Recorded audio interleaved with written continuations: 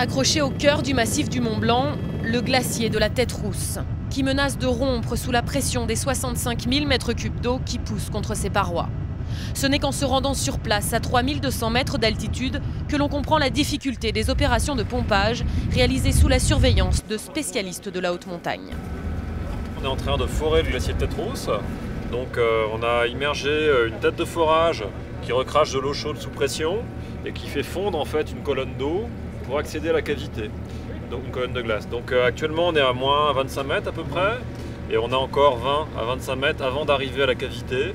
Et à ce moment-là, on pourra immerger des pompes pour purger la cavité. Une cavité qui ressemble aujourd'hui à une cocotte minute. Ce sont les scientifiques qui le disent.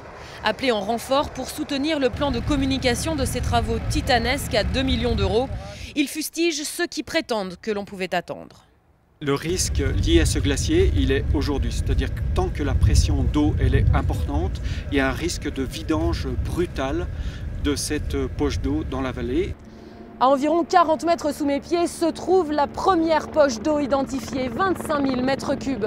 En la vidant, les spécialistes espèrent atteindre d'autres cavités dont la répartition est encore un peu floue ici. Ils ont 30 jours pour aspirer 65 000 mètres cubes d'eau qui menacent encore plusieurs milliers d'habitants dans la vallée.